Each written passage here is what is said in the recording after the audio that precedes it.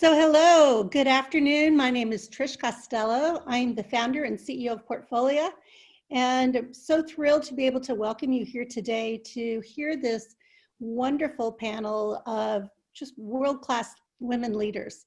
We have with us a large group of members and guests today. Over 300, almost 400 people have registered to join us today. And I'm watching as the attendee list continues to go higher and higher as our guests join us here on this Zoom call this afternoon. So we are coming together today with this group of top women leaders, really looking at how women of color are advancing change in this these challenging times. And we have a top panel. I'm going to introduce to you Lorine Pendleton. You can see Lorine's face right here, and Lorine is joining us here live. Lorine is a lead investor, one of the lead partners in our Rising America Fund. And that's actually the first venture capital fund to be led by 5 women of color. Lorine came to me about 3 years ago with this vision of putting together this top fund. And we're so thrilled that we've been able to create it. And we're now in a first close with a couple of investments. So Lorine and 4 others have created this fund. So Lorine, it's wonderful to have you. Lorine is the New York chair of Tiger 21, which is a group of very affluent families. She's an entertainment attorney. She's a longtime investor, an angel investor before she became a part of Portfolio and actually leads our funds. And she's on the board of the Angel Capital Association. And Lorine, you were just profiled yesterday and interviewed on Yahoo News about investing in people of color. Yep, I was. Yeah, it was a great interview, and a lot of VCs are jumping on the bandwagon of investing in diverse entrepreneurs now that, Black Lives Matter movement is going on. So, but, we've been doing it for a long time. So me, 7.5 years. Yes, such an exciting time. And, we're pleased too, because we have 28 partners in Portfolio, and 40% of them are people of color or new immigrants. So it's an exciting opportunity to invest in really more inclusive companies. So Lorine, I'm going to turn it over to you, and just really looking forward to hearing this great panel. Great, thank you. So I'm really honored to be part of this, moderating this esteemed panel. These women are just total kick butt. So let's start off. I'll introduce them, and then we'll do just a quick intro. Each of them will have the floor to speak. So first, Bernadette Aulestia. She's a former president of HBO Global Distribution, and she also is a board member for Denny's. And she also happens to be a Brown alumni like myself. So go Brown. Janelle Benjamin, she is the co-founder of Superdata, which was sold to Nielsen. She is one of the few Black women who has raised over $1 million in venture funding. She's also an entrepreneur and investor. We also have Yvette Butler. She's the head of private banking and wealth advisory at Silicon Valley Bank. And then last but not least, we have Nely Galan. She's a Latina media mogul, entrepreneur, and author. So with that, we will start with the panel. So let's take it with you, Bernadette. Just give a quick intro. Each of you will give an intro. So thanks so much. So excited to be here tonight. I keep stressing to people that I was inviting to this that I just think it's incredibly timely. As Lorine said, my background is in media and entertainment, and I've been operator really of global businesses for as long as I can remember, but obviously excited to have the conversation, especially in this time, of how do we move women forward, and how do we move, in particular, women of color forward. I think that we are at a crucial time. I think that there's the focus and the energy to try and make systemic change. And so I'm looking forward, obviously, on the panel, this superstar panel, to really talk about how we can make that change, both systemically, but also individually in our own organizations, in the way that we invest, in the way that we hire. So thanks so much. Great, thank you. Janelle. Hi, greetings from Brooklyn. I'm Janelle Benjamin, and I started Superdata in 2011. It's a gaming data analytics company and exited via acquisition to Nielsen in late 2018.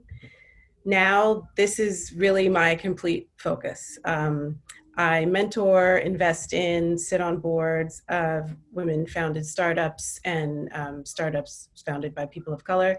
And I'm also a brand new investor to Portfolia's Rising America Fund, so very excited about that. Great, thank you. And Yvette. Good afternoon, Yvette Butler, and I have spent most of my career at the intersection of kind of investing in innovation. And I always tell this kind of marquee story because I think it's so informative for women. I was at Schwab, and now I've been at 8 banks as an entrepreneur. And my mentor got named the head of Schwab. This is way back in the day, and had no managerial experience. And he survived that. I knew I wouldn't. So I have spent all these years, about 25 years, making sure that I had experience in every functional area, and have now been at 8 banks launching new divisions, either pursuing new technology offerings, new customer offerings, or new customer trends. So there's lots of ways to be and participate in both innovation and investing.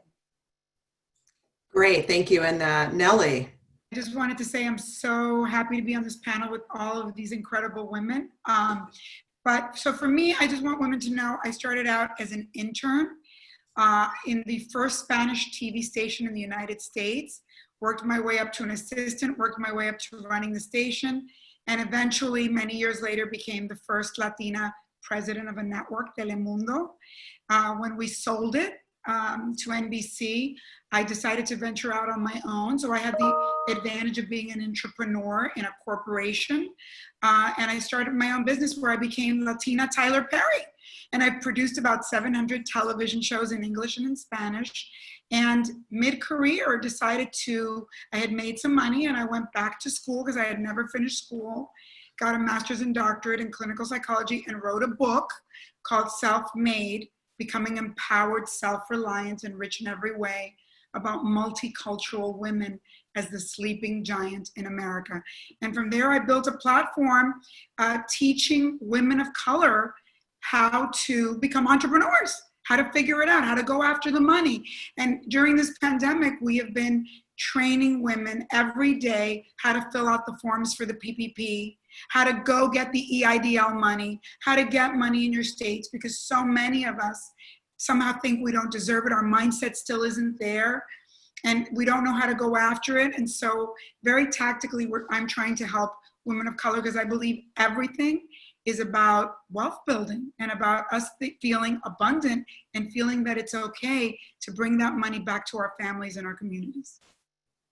Great. Well, thank you. I'm sure everyone agrees in the audience. This is just an all-star, panel. So with that, let's jump right into it. So as I was thinking about, what we would talk about, one of the first things I thought about is this idea of resiliency. We're living through a global pandemic, and then also all of the social issues that are happening. And so I came across a great article in Harvard Business Review called How Resilience Works. It was actually published in 2002, but I think it's still, applicable. And so a lot of people think about what makes people bounce back after going through, really tough time. And this article described 3 traits for resiliency: facing down reality and preparing for worst case scenarios, finding meaning and purpose in challenging circumstances, and continually improvising and adapting to circumstances. So my question to each of you, you're all extremely successful in your respective industries, which have few women of color in executive ranks. How have each of you found meaning and purpose during challenging times? So we'll start off with that question. Nely, why don't you kick it off? Well, I think it's very important to realize that crises, which we're in a crisis right now, happen many, many times in your life. Some of them are force majeure crises like now where you had nothing to do with it and it happened. And some of them you create yourself. How many of us have health issues or a divorce or we lose a job? So crises are part of life. I think for me, when I was 5 years old, I came to this country. My parents had lost everything coming from a communist regime. And we got here with the shirts off our back. And I remember my parents saying, why didn't we take money out of the bank? Why didn't we invest in a property outside of our country? Why did we not think this could happen? So many of us don't think that bad things could really happen to good people or that things in the world could happen. And certainly in the United States, we have not had as many. We had 9/11, which was horrible. But around the world, people are used to crisis. So I think entering crises with grace is something you have to cultivate.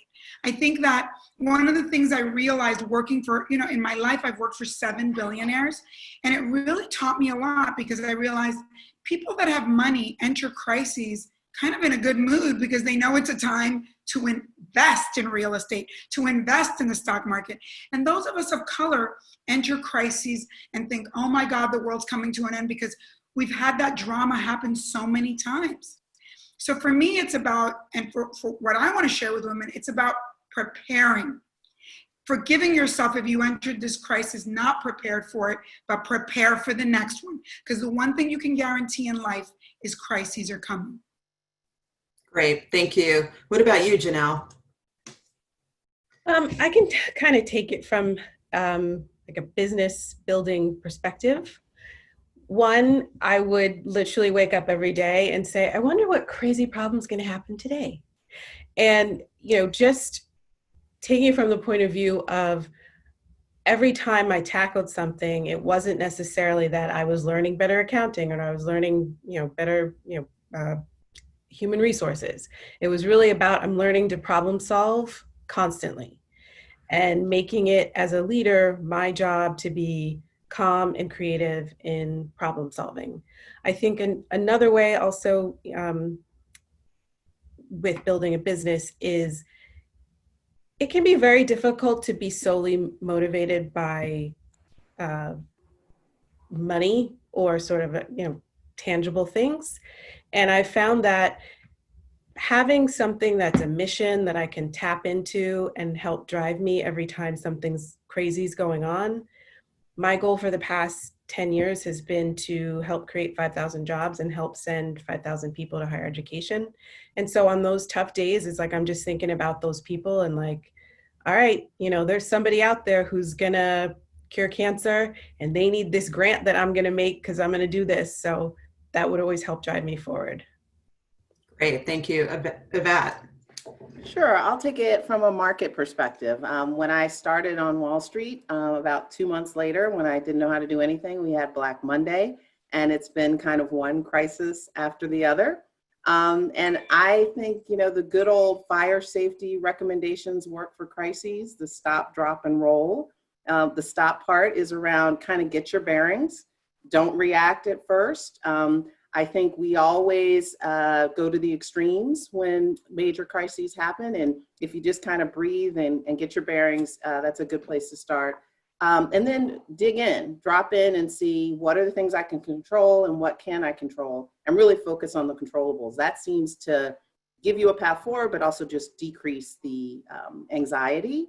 And then rolling, meaning adapting. I think in most crises, there's opportunities. New companies get started, new ideas get funded, and people go off and do new things. And sometimes when you're forced, many of us during that first crash, at least for my career, ended up leaving and doing something completely different. So take it, I think, as an opportunity. And then over time, what has really helped me in my role now in a company is I think it's my obligation to challenge some of these preconceived notions about who can lead. There's a lot of coded language. There's a lot of different expectations for women, especially versus men's leadership. And I am just enjoying so much being able to challenge those and saying, well, just because she's loud, for example, that's a favorite one, doesn't mean it's not a thoughtful idea. And being able to be at the table to be an advocate for people as they're trying to make their way. Great, thank you. Bernadette. Yeah, so much that I want to say. I think you all touched on amazing pieces. I think that, I guess I'm going to take it from the perspective of opportunity, to Yvette's point, but I think personal opportunity. I think that, crisis, what's interesting in the workplace is I think oftentimes the expectation is that, in particular for women, that we are somehow the calm in the storm. And so we become both the emotional support for those around us. We are meant to be able to, figure out what the path forward is during these times. I think you look at the emotional exhaustion that women of color and Black women in particular are feeling in these last couple of weeks, because not only are you processing personal crises, but you have people wanting you to provide direction as to how they should think about it, how they should process it, how they should be, who should they be funding, who should they be supporting, how can they get better educated. And I think that we bear an unusual burden, I think, in times of crises. And I think Nely is absolutely right. There's also just the personal, like, how do I contribute to this moment and this crisis and the second guessing? So I would say the first part is certainly, and thank you, Lorine, for pointing out that article, A, B, and C. I felt like before we even get to A, though, the self-care part is huge. I think that we maybe, I love Yvette said, sometimes there's the professionally take a deep breath or situationally take a deep breath. I think personally take a deep breath. I think that self-care, I think nourishing ourselves, getting with our tribe and really figuring out, who are the people that in this moment can kind of help build you back up as you guys think about a path forward. So I would say that that's the first piece. I've always said, you're not any good to anybody if you are exhausted and you're depleted. And so I think in moments like right now, and this is why I love that we are doing this. I've sat on multiple different forums in the past few weeks. I think this getting together, this talking about things, this energy, attaching ourselves to this energy at a time where we need to get we need to kind of fill ourselves back up is crucial. And so I would say that's the first piece. And then back to, though, there's a moment where we kind of lick our wounds and then we come back. And I love the second part of what you said, Lorine, which is finding meaning and purpose in challenging circumstances. And I think that becomes the real opportunity. And, what motivates you? Janelle just said beautifully, when you're down, just thinking about how else you can be contributing and whatever that passion point is, however you want to make change. For me, it's been working within a corporation. And so immediately you think to, how can you contribute to systemic change?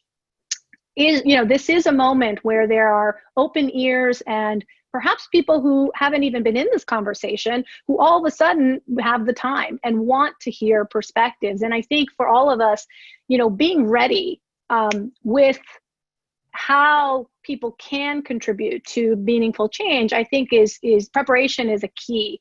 Somebody recently asked me about personally how to process and how to navigate what they are experiencing during these crises, but at the same time wanting to make sure that they're accessible to a senior management that for the first time seems to be asking the question, how can we do better? And so I think having kind of your cheat sheet prepared of, when someone says, what should I be reading? How can I be contributing? What should I be doing differently? I think just like any pitch, right? You kind of have to have your elevator pitch of what you want to say back, and you need to be prepared in those moments. And so I think there's that opportunity. I do also think that crises are also a point for reflection.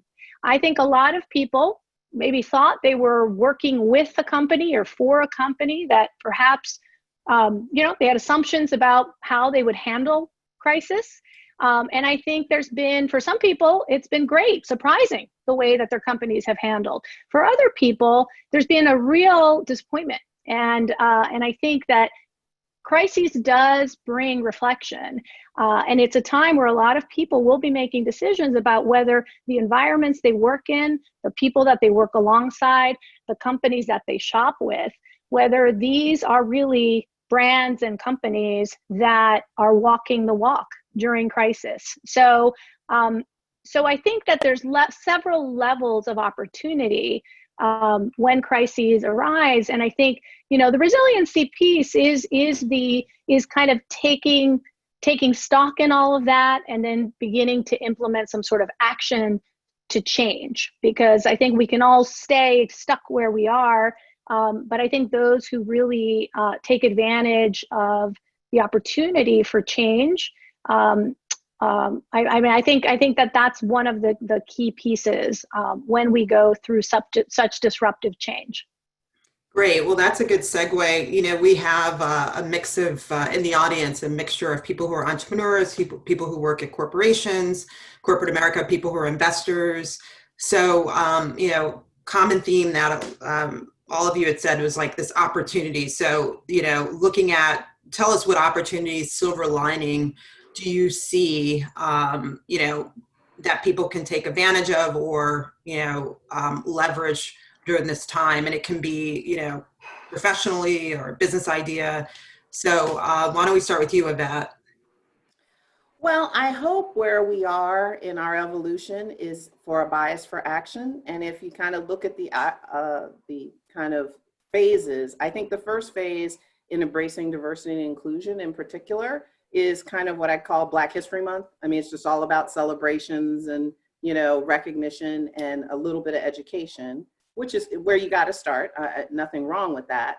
Then the second phase is about understanding. I don't know how many times I've had to tell the story. Yes, we actually sit down with our sons and say, if you get pulled over, keep your hand on 10 and 2. This is how you speak. Make sure you call us so we can listen. I mean, that is like this awakening moment for many folks who don't have to experience it. And then now I hope we're into the third phase, which I see as the real silver lining, and that is a bias for action. And that is where we can really address systemic change. Unfortunately, you can't get to the systemic change until you've been through chapter 1 and 2. So you have to really assess what kind of organization you're in. But now I think we can put down really practical plans, because anything a company cares about, they resource, they put metrics against it, they monitor it, and they talk about it at the EC and at the board, at the executive committee and at the board. And if that isn't part of the plan, then they're not serious. So that is really where I see the opportunity, but just be careful to protect your own energy, because you can't be the warrior to slay. You've got to make sure, again, to meet them where they are, and then when they're ready, strike when the iron's hot, and try to really make some big differences, including leadership accountability, making sure there's board representation, there executive committee representation, that we're running businesses, as well as the support functions. All of that is important to have really a representative culture. Great, thank you. Nely. Well, I think, Lorine, I agree with you that this is a moment, one of the silver linings is very few times in your life you get to hit the reset button, and it's okay. If you're doing something that you really don't like, or it's really not you, you're climbing a mountain the hardest possible way.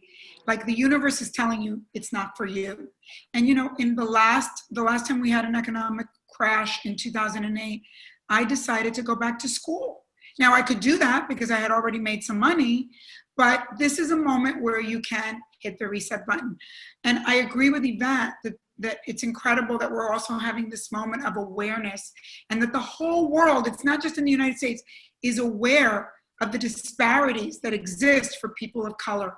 And that is an opportunity for us, because all of a sudden there's going to be a window where people will listen to us, where people will, if we go after deals, we have a better shot of getting them.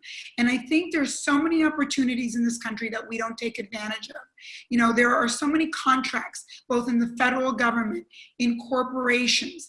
There's so many opportunities for us that we don't even pursue other ways. We were talking the other day, all of us together, how many times we all want to be founders, yet there's a million franchises in America that we could run as minority-owned businesses with our own families, that once you get in the door, you can own 10 of them and be very well off, not having to invent a business and have all the headaches of being a sheer founder. So this is a moment to wake up, to know that life is short, that bad things could happen. And instead of drown ourselves in that, take that silver lining and say, this is my moment. I love my word. I always say this word in Spanish. We say, adelante, like move your butt. This is a moment to move your butt. And I have found that after the darkness, there is light. After bad things happen, I find that bad things come in threes, and God knows this year, I thought, Kobe Bryant died. Then there was this, my son and we were like freaking out here in LA.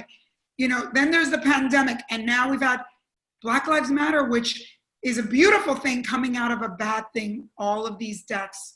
And I find that my son said, is the year ruined? I go, no, the second half of the year is gonna be great, because you have to make it great, and you have to go for it and go after the things that you always wanted now.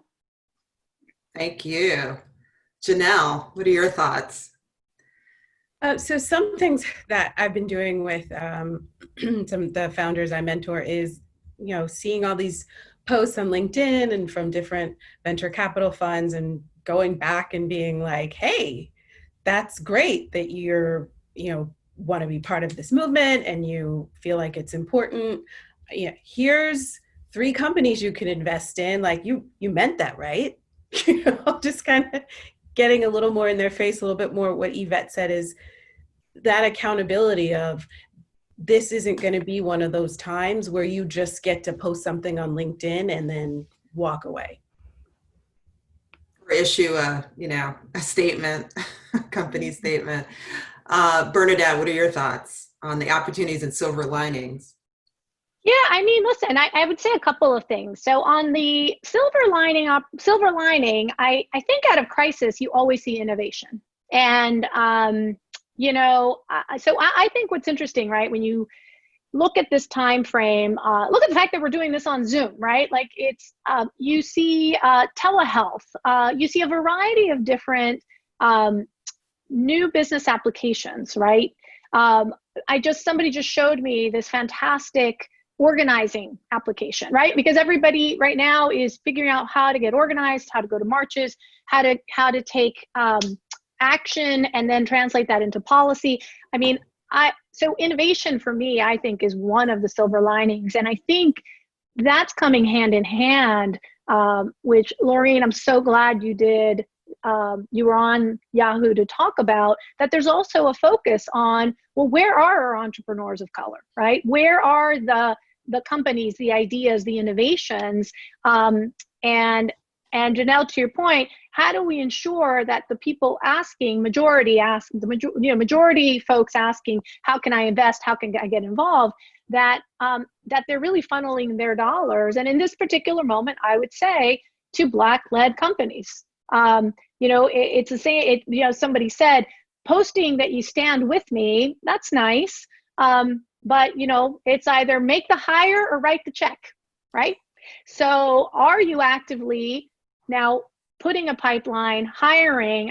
Really, it's as simple as that. Or if you're on the investor side, are you writing that check and really channeling towards, founders and entrepreneurs who are bringing forth that innovation, who perhaps have just not been in the circle, the circle that you've been running in, as they say, from a financial standpoint. So I see that as the silver lining is, again, the focus. And I think getting, back to my having your handy list of 10 kick-ass executives. If somebody's saying, I'd really love to hire some new people, well, you know what? Let me highlight some people who are amazing and perhaps aren't in your pipeline and you should be talking to. Here's some entrepreneurs that are doing some amazing, innovative things. You want to invest? Here's some funds, right, that you could get behind. That, again, Lorine, you said it. Yes, I feel like investing in is going to become like the new du jour thing for a lot of larger funds. Are those funds led by, and the due diligence, is it being done by women and people of color? So I think it goes beyond just funneling your dollars, but really doing a little bit of homework as to, who's behind that? And in fact, are your dollars going towards what you're saying that you want to support? Yeah, that's a great, so there's this coin that's going around that people are, diverse VCs are saying, either you hire or you wire. So either you hire, the VC firm should hire people of color because, only 1% of partners in VC firms are Black, 1.5% are Latina or Latinx, or you wire the money to these founders. And so it's really just that, like hire or wire. And, Andreessen Horowitz, $2.2 million fund, our Rising America Fund, which is, a small fund, and their, major players is larger than what they're doing. So in some ways it's, kind of lip service, and hopefully they'll bring on the right people. Just anecdotally, we had a, Rising America, we do our monthly pitches, and we have entrepreneurs come and pitch with our members who've invested in the fund. Last week, we had 2 Latina entrepreneurs who were, 2 Latinx-led companies that were amazing. And both companies had family members who were part of the company. Traditional VCs would see that as a red flag. Whoa, you have your family working at the company, there's some issues. Obviously, we'll look at governance if we decide to move forward in due diligence and look at governance and make sure they have a proper board and all of that. But that would be actually a red flag for some traditional VCs, whereas the cultural competency, because we have, a group of women of color from different backgrounds, we said, actually, that's a strength. So just wanted to elaborate a bit on that. And Janelle, what are your thoughts? Oh, I'm sorry, you went already. So let's shift gears now let's focus on our corporate panelists. So Bernadette and Yvette. So how do you both have come work in corporate environments? Bernadette, you were at HBO for a number of years, now on a corporate board of a publicly traded company. Yvette, you're at a bank. How do you bring your authentic self in these environments, particularly when you may be the only one that looks like yourself, or only one in that group? How do you bring your authentic self? Yvette, why don't you start off? It was really liberating. It was probably 10 or 12 years ago where I decided, you know what? They know I'm a Black woman, right? I mean, everybody knows. So there's no point in trying to show up as anything else. And it sounds silly, but it really was a great epiphany that was very liberating. And figure out what your superpower is, right? Because that's what makes you special. And I think in innovation in particular, we all have this incredible superpower, which is intuition. And intuition serves you really well in 2 ways. One, in that kind of stereotypical being able to figure out where the puck is going, anticipating customer needs because you care and you can intuit what needs need to be solved and what challenges are facing consumers or institutions or whoever you're serving. And then intuition is great also in both corporations and in innovation in developing your team, because what everyone will figure out over time is the right team is what really gets it done, as wonderful as we all are, and we all want to be founders and all of that, but it really is the team and assembling complementary skills that gets the great successes.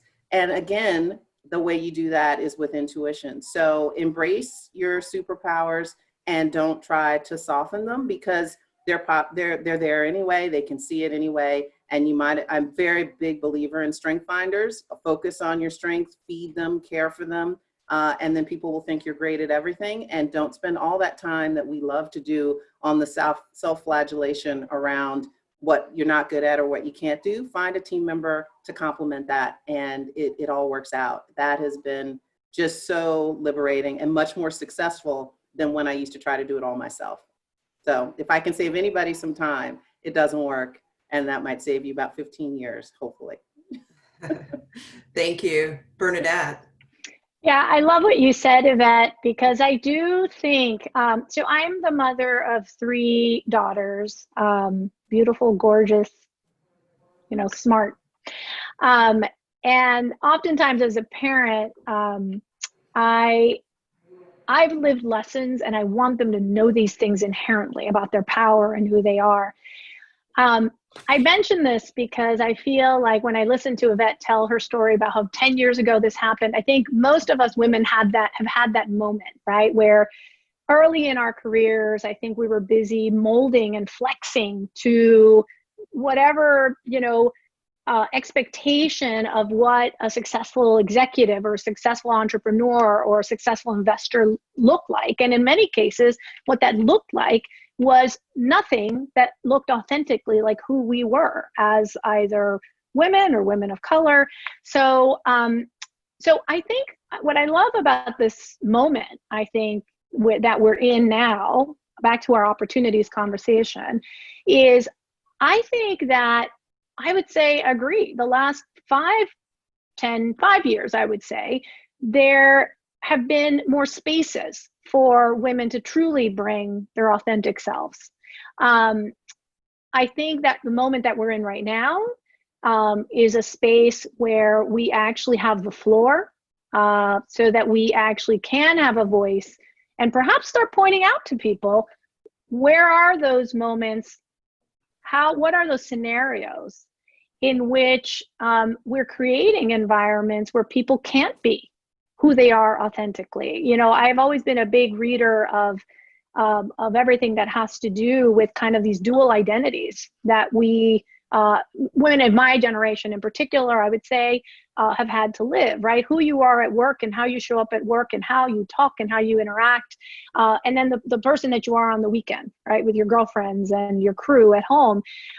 So I think that there's a real moment of bringing that authentic voice, of beginning to, you know, talk to people about the environments that we create that perhaps are sending the wrong signals to people, that, you know, they need to be showing up any differently or presenting any differently.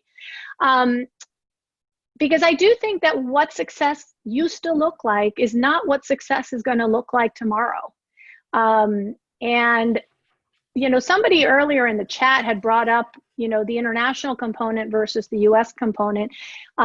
And as somebody who I'm from Ecuador originally and grown up all over the world, you look at what's happening externally in other countries, in other economies, places where actually women have been leading for in a different manner. So I only say this because success from a global perspective is already looking distinctly different than the traditional norms that have been established. And so I think it's a real opportunity and a time to bring your authentic self. And much like Yvette, I had a moment. Listen, I think for a lot of us, it comes when you think you're playing the game, you think you're playing by the rules, your head's down doing the job, and then some guy gets promoted ahead of you. I always feel there's a lot of stories that resonate in that moment, is like the slap across the face where you realize, you know what, I'm never going to make myself smaller for someone else to feel bigger. But like I said, and I brought up my daughters early because I do wonder how much of it is also just experience in the workplace, experience getting knocked about a few times until you realize, you know what, I want to show up in a different way on a going forward basis. And perhaps, you know, to Nely's point about it's never too late to reset. Maybe you've been banging your head against the wall trying to make it work within the environment that you're currently in. And maybe it's time to say, you know what, if I can't be successful being my authentic self in this place and I won't be appreciated for that, then maybe it's time to think about going somewhere new. Great, thank you. So we're going to shift gears a bit. So shifting to entrepreneurship. So Janelle and Nely, you both are very successful entrepreneurs.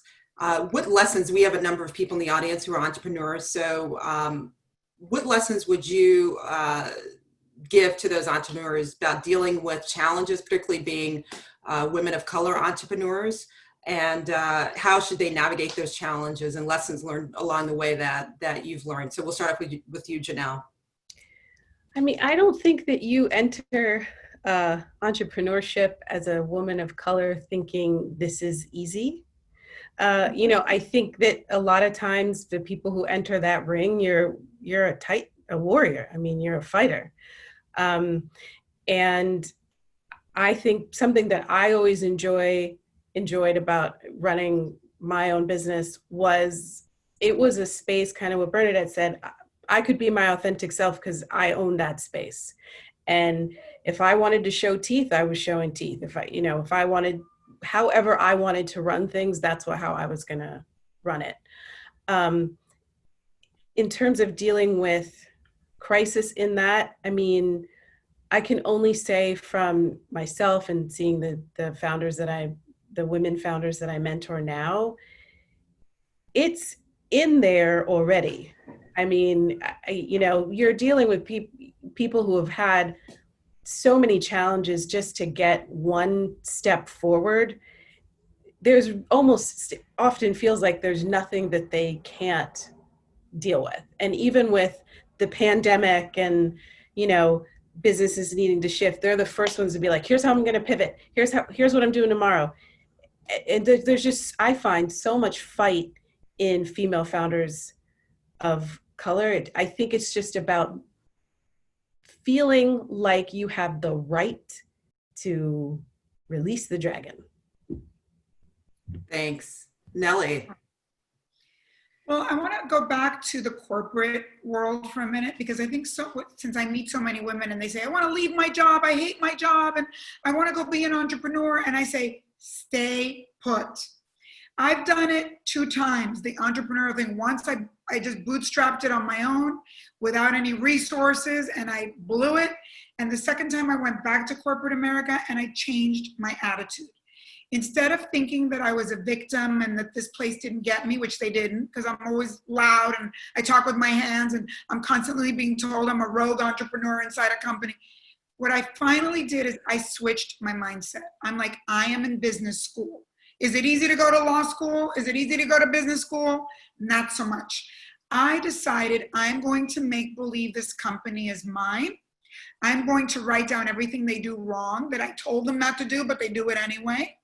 I'm going to see every single thing that they don't figure out, but I'm not leaving here without a deal.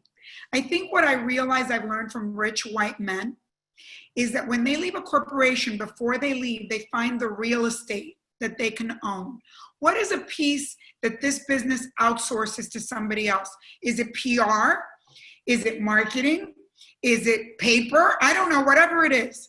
And figure out how can you take that piece of a deal out of the company before you leave. In the TV world, Bernadette, right? You leave with a producer's deal, right? You don't just leave.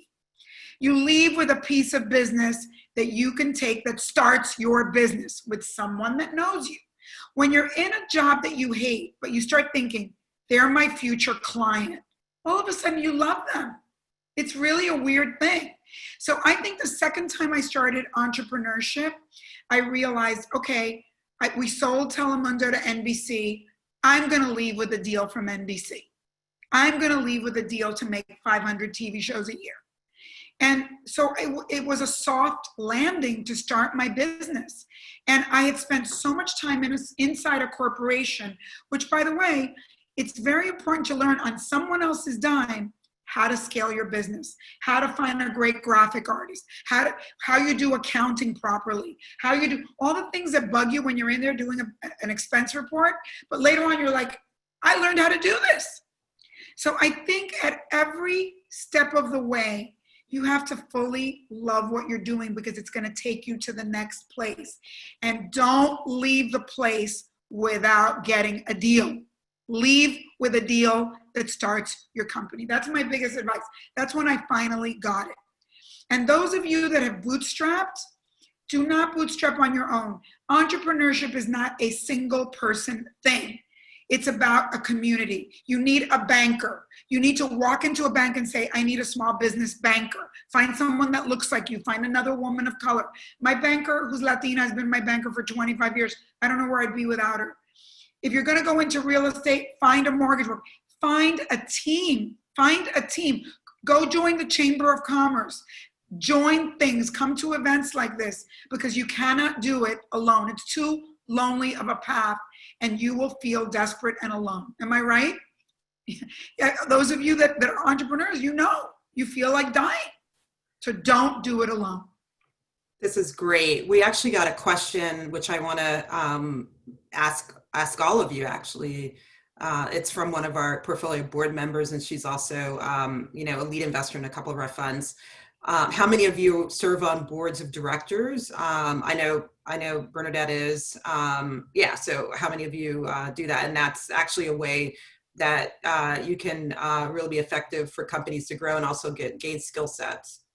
Oh, absolutely. I mean, I'll jump in on that. That was actually probably the best advice one of my dear male mentors gave me, really the CEO of my former company. When we were talking about career progression and where I was at, one of the things he said is, you've always been on the other side of presenting to a board. One of the key experiences that you should get is being on the other side. And I completely agree. I think a lot of women, especially senior women, get to a place where they feel stuck perhaps in terms of their own career development, their own professional development. And I concur completely that the sitting on a board, I think stretches. I mean, I'll tell you, I said this, I remember a few months into I sit on a Fortune 5 board, and it was the hardest thing I'd done professionally in years. I mean, talk about fish out of water, feeling stretched, sometimes feeling a little imposter syndrome. But really, really tremendously useful. And that said, I also sit on a private board, which, I know that's another conversation, maybe for another panel, is, how do you actually get on these boards? Because navigating getting on boards can be very complicated. But I always tell people, you don't have to start with a public company.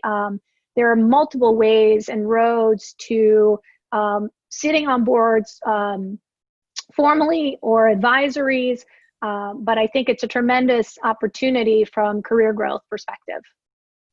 Great. Yeah, just to add to what Bernadette is saying, there are so many paths, and probably the best place to start if you're trying to figure out how do I get on the path is nonprofit boards. And then ultimately, while you're on that board, playing a role, like I'm the treasurer of the Washington Area Women's Foundation, which is committed to ending the cycle of poverty for women and girls in the DC metro area, which I'm very passionate about.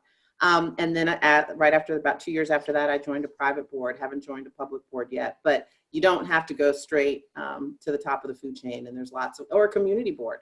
There's just lots of ways to start getting experience about what governance means and how your voice can contribute to the success of kind of any organization.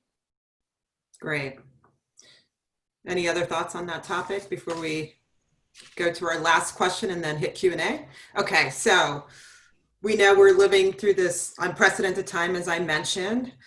There's a real sense of urgency of leveling the playing field now that people are really focused. And I think one of you said there's this, this window of opportunity. I think Nely mentioned that. So I'm going to ask each of you, think big or go home. So what big and bold ideas do you have that will drive change? And it could be legislative, whatever. So each of you tell me. So we'll start off with you, Janelle. So, I mean, I love what California is doing. I think is it one board member that's a woman, I think can go a step further and should go a step further and should really be nationwide. And I think that noise starts from inside those organizations of our organization needs to have a better reflection of diversity and inclusion. You can't just talk about it for employees. You have to really talk about it from the top down. The one I've been musing over is, at the core of a lot of the disparities we have in everything, whether it's health or income or education or justice, is based on wealth disparities. And I don't think you can close those wealth disparities without participating in the innovation economy through venture capital and investing. So better access for disadvantaged communities to participate in the wealth creation. And in particular, if you think about the HBCUs as an example, they have very small endowments compared to the Harvards and Stanfords of the world. And the only way they're going to get anywhere close to bridging that gap is if we encourage our VCs and our friends in those rooms to allow the HBCUs in. And just think of what impact that could have for the students, the endowments, the schools, et cetera. So this whole access to the innovation economy and making it tangible with tangible goals is the big idea. Great. Nely? Well, I guess my dream, so I have a dream and then I have a tactical approach to it, is that every woman realizes that she wants to become self-made. And what I mean by that is, I don't mean everyone's going to be an entrepreneur, but I always say God and my parents made me, but you have to make yourself over and over again in order to make it to the end of your life. And the only way to get there for people of color is to wealth build. So the tactical approach to that is what I've realized, having gone on the road and met so many of you, is no one really taught us this system. Nobody really taught us that this country is made on this idea that the money you make and the money you save is not going to take you to the end of your life, that the money you make and the money you save has to be invested in order to make money while you sleep. And I don't think we know enough. We're not as financially literate. No one really taught us. And so now we have to take the bull by the horns and really get in and have a relationship with the SBA, have a relationship and understand what it is to get federal contracts, what it is to get supplier diversity contracts from corporations, what it is to go get, as I said, don't leave a corporation without a deal. But to do that, we have to really decide we are going to wealth build, and we're going to start by learning the financial system of this country. And to me, that's what I want to focus on and what I want to do. And I want to do it with other women of color because we deserve it. We are the #1 customers in this country. We are the #1 emerging market. All these companies do cower around us and we don't know the power we have. So in order to go get it, we have to really understand the financial system. Thank you. And Bernadette, what are your thoughts? Yeah, I mean, I concur. Both Yvette and Nely, I think everybody's touching on that. Look, power in this country and around the world is tied to capital. And so really for there to be systemic change, it means that people have to be educated about capital, how to participate, but that there also needs to be a movement for those that have capital and have power to make space and room for people that don't. And that can be done in big ways, right? And it can be done in small, very personal ways. You know, I still continue to be so impressed because I feel like it's the only story that I've heard of so far. You know, Serena Williams's husband, Alexis Ohanian, who was the founder of Reddit, personally stepping aside from a board position and saying, I'm going to move out of the way so that we can get a Black person to sit on these boards, these opportunities that so far have really not often been accessible. I mean, there are people who literally sit in these positions, like like musical chairs, not wanting to get off, right? The idea of a little bit of crabs in the barrel, that there's only room for one of me. So to me, that is the key. Look, I'd love to see, for that reason, I'm a big proponent of board limits, right? Because I think that in particular, you need to make room for younger generations of people coming up the pipeline. And I also think even it's not good governance to have the same people for years, you know, sitting and making decisions around, you know, some of the biggest companies that drive our economy. So I would say, you know, I'm a little bit in between what both of them said, but you know, with them on that, this is all about access to capital in large ways, educating ourselves, and in small ways, making individual decisions about, you know, who are you going to mentor next? If you're sitting in a position of privilege and of power and of decision making, who are you bringing along? Great. Well, you guys have been incredible. We're going to go to Q&A. We've got some questions. So how do we teach more women about managing money and finance? Do we have enough grassroots programs? Do we start at high school age, grade school? So basically, how do we teach women about money? And then navigating all of that, asking for a raise. Who wants to, do you want to kick it off? Yeah, I'd love to start. You know, it's funny, having been in the advice business and the money business my whole career, I've come to the point where it's kind of like health. At one level, we know what we should be doing. You should be saving a certain percentage of your income. You should invest in a diversified portfolio. Don't try to beat the markets, but invest in primarily in indexes, and save 10% of your money for real wealth creation through investing in startups or innovation economy or VC or alternatives, whatever you have access to. And so that's all great, but it's like eating broccoli every night. None of us do that, right? So I wonder what the barrier is to it. And I think for women and people of color, I really think a lot of it is around risk aversion. And that we really have to work through what our issues are. What did we learn about money growing up or not learn? The fear of not having enough, even if you're very successful. I think until we really get at the root of risk aversion, that there's all kinds of ways to educate yourself around those basics. But in order to actually take that step forward with, again, about 5% in real estate, which is another favorite, we have to understand what is holding us back. People of color and women at the same incomes take a lot less risk in their portfolio, and without risk is less reward.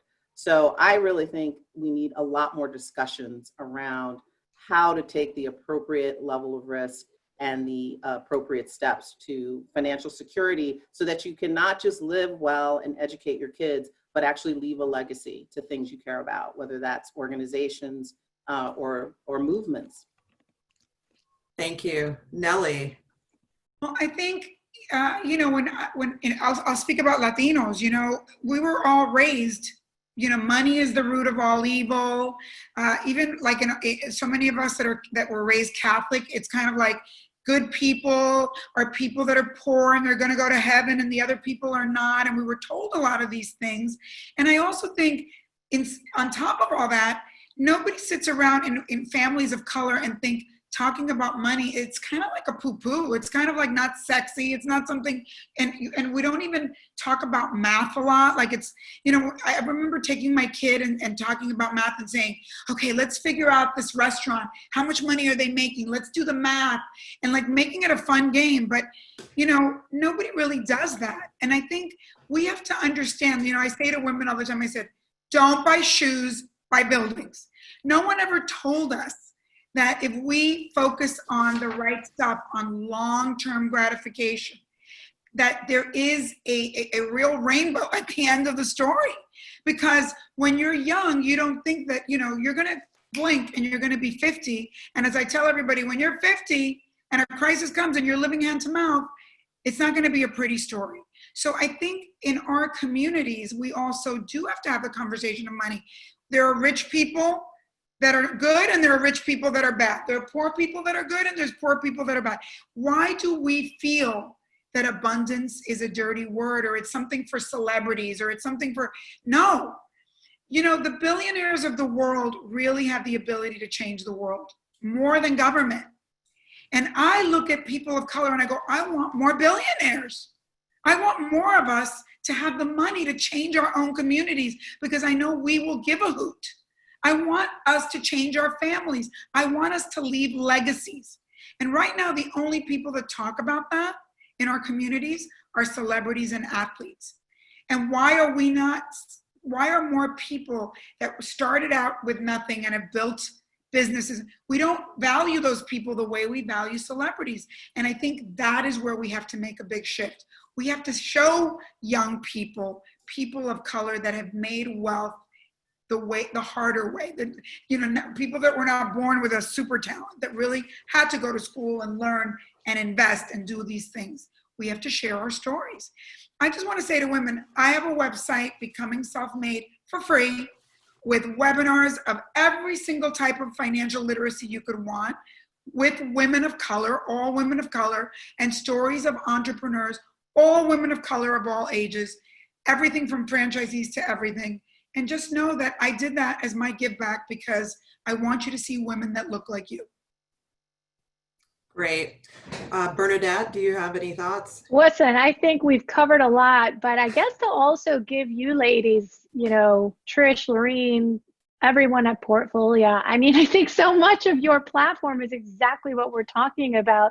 You know, when I first talked to Lorine about the opportunity to join her, you know, I'm the first to admit, I think I'm a fairly educated, fairly successful, you know, sophisticated person, and yet venturing into investment has felt like tentative, and back to this whole risk aversion piece, right? I think that there's something culturally, I don't know that, you know, I've kind of always been on the straight and narrow. I think I love the idea of raising entrepreneurs. Lorine, you asked this question, where does this start?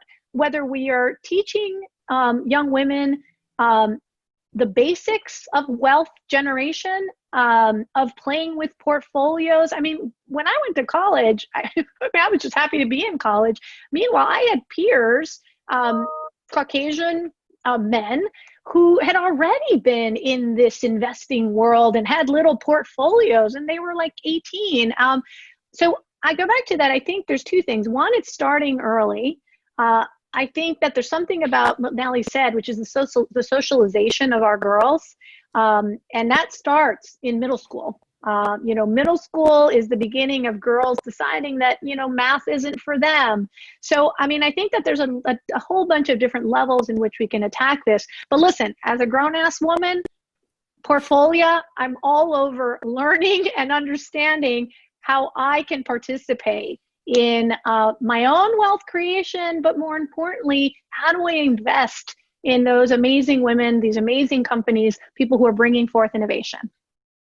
Great. Janelle, anything before we wrap up? I'll be quick. So actually, post-acquisition, I went into financial counseling because I was having a panic attack every day about how guilty I felt about having money. Because when you're coming from an immigrant family or a family of color, you actively know people who are poor.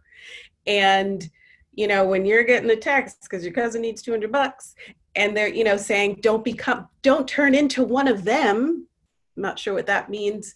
But it was such a seismic shift, and I had no idea how I was going to feel. And suddenly you need to talk to a banker and a financial advisor and have a strategy. And so I've been much, much more open with, you know, my whole family about here are the trust funds. Here's the property we're going to buy. We're going to put this property in a trust. All the kids have to have bank accounts. We all have to educate, and it's okay. Good guys need money too. And that's us.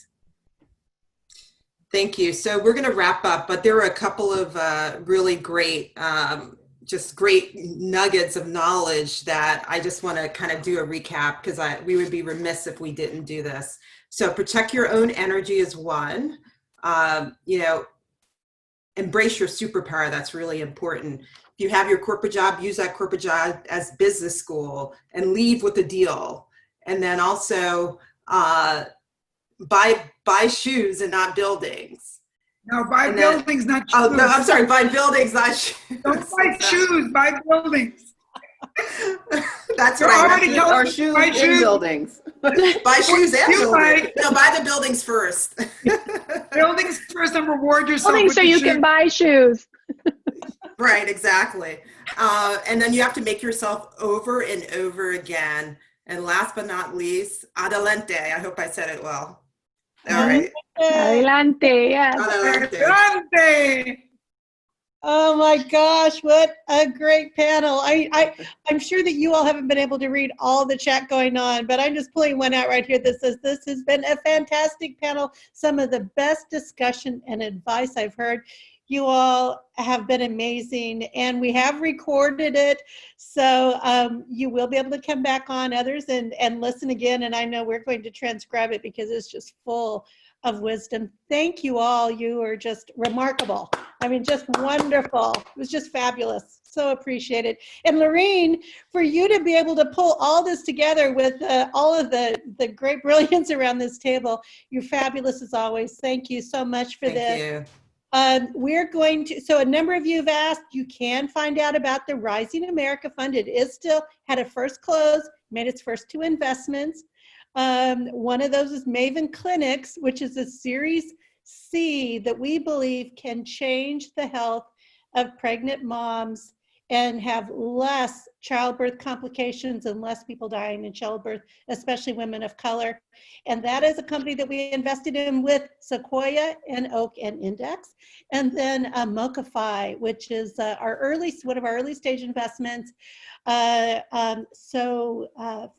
Financial services for the underbanked, and a great all-star team there as well. So there are some openings still in Rising America, and see us if you're interested.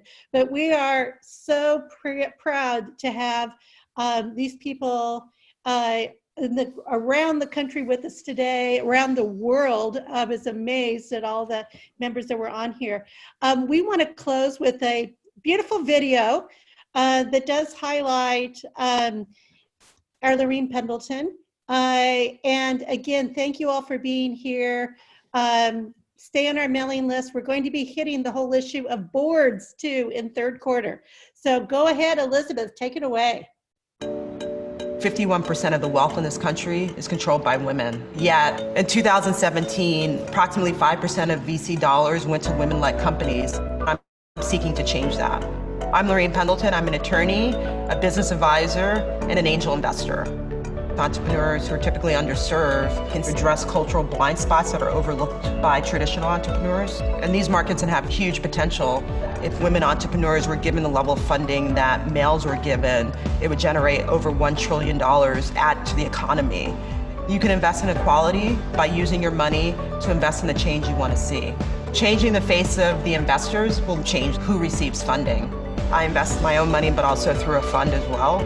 We find women who are accredited investors, who invest in diverse entrepreneurs, LGBT, veteran entrepreneurs, or products and services that cater to those markets. Investing, saving, these are your tools that you can use today. Just go out and make it happen.